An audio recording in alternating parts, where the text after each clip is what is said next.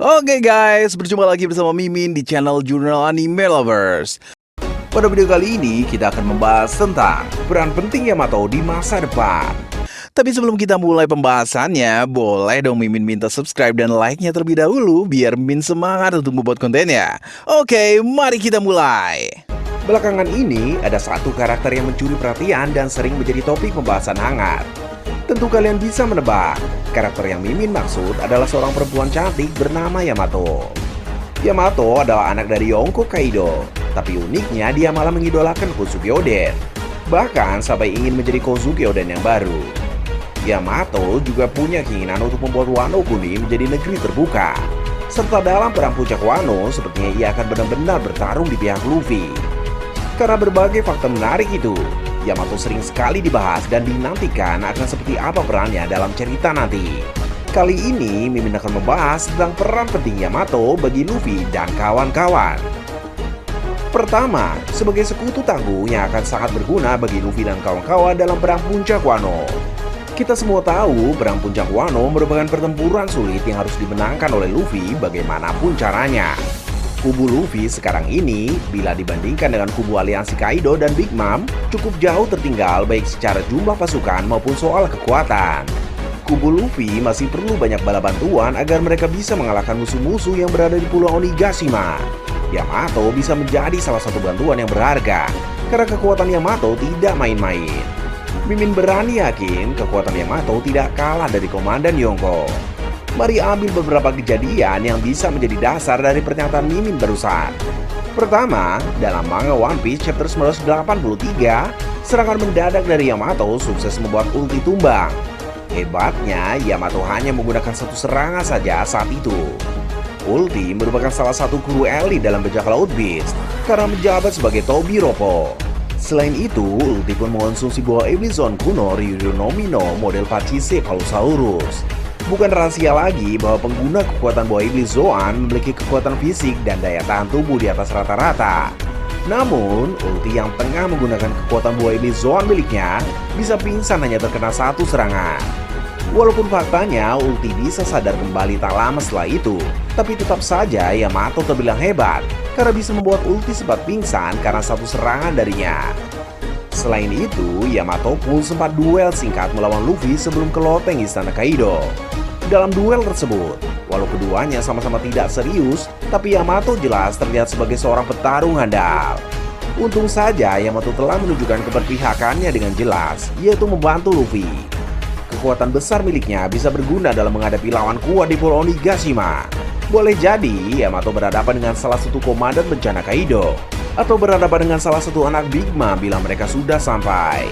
Tidak menutup kemungkinan juga Yamato bisa membantu Luffy melawan Kaido, karena Yamato sendiri yang mengungkapkan dia ingin menghajar Kaido.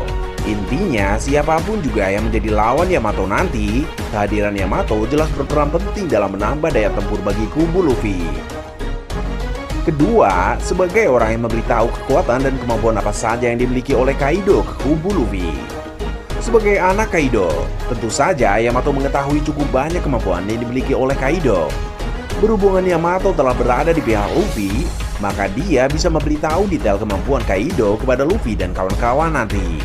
Luffy mungkin saja tidak akan terlalu peduli, tapi orang-orang yang sering mengandalkan taktik dan strategi seperti Law bisa sangat antusias dalam mendengarnya. Dengan mengetahui banyak hal terkait kemampuan Kaido, maka Law dan orang-orang lain di kubu Luffy bisa memikirkan cara paling efektif untuk mengalahkan Kaido nanti. Mereka juga bisa memberikan masukan ke Luffy, baiknya harus bagaimana dalam menghadapi Kaido. Membocorkan seluruh kekuatan Kaido ke pihak lawan, itu perkara yang penting menurut Mimin. Karena kalau kita melihat para petarung bela diri di dunia nyata, kebanyakan dari mereka suka mencari tahu kemampuan musuh sebelum bertanding. Mereka ingin melihat sehebat apa musuh dan apa saja kelebihannya, agar mereka bisa mencari celah dan memikirkan cara terbaik untuk melawannya. Hal yang sama juga akan dilakukan oleh teman-teman Luffy. Ketiga, Yamato bisa memberikan petunjuk soal senjata kuno Uranus kepada bajak laut topi jerami. Kita semua tahu senjata kuno adalah bagian penting dalam cerita One Piece, karena senjata kuno memiliki kekuatan besar dan diduga kuat akan punya pengaruh signifikan bagi dunia nantinya. Senjata kuno tidak boleh sampai jatuh ke tangan orang yang salah, karena sudah pasti akan digunakan untuk melakukan kejahatan.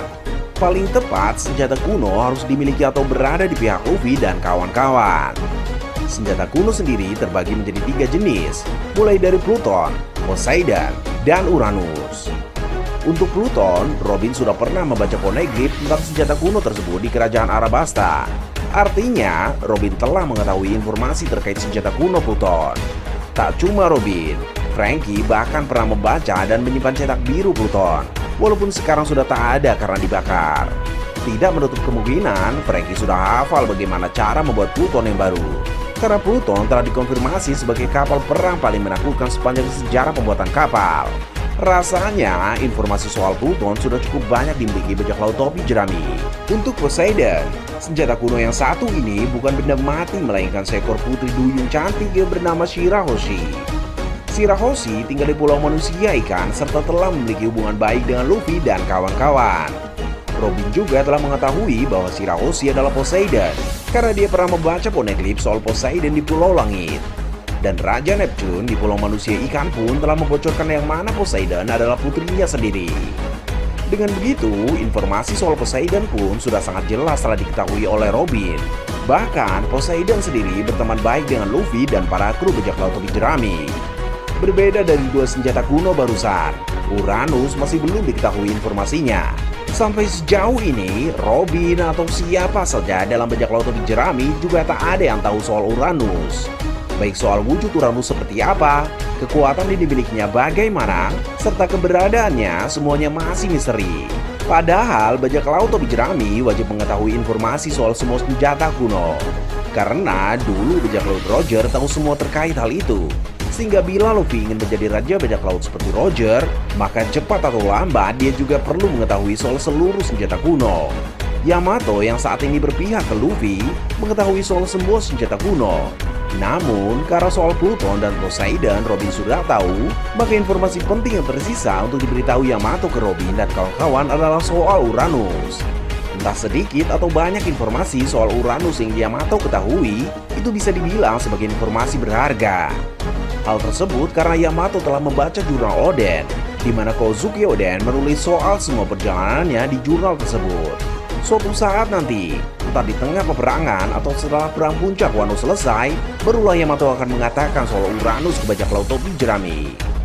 Sebenarnya di dalam jurnal Oden terdapat banyak informasi berharga lain, seperti soal abad kekosongan, arti dari inisial D, bahkan tentang harta legendaris One Piece di Pulau Lautel yang dulu membuat Roger dan seluruh kru tertawa saat melihatnya. Meski begitu, Mimin yakin informasi yang akan Yamato bocorkan hanya soal senjata kuno Uranus saja. Sedangkan hal besar lainnya tidak. Alasannya, Luffy akan marah jika Yamato membocorkan terlalu banyak hal penting dari jurnal Oden.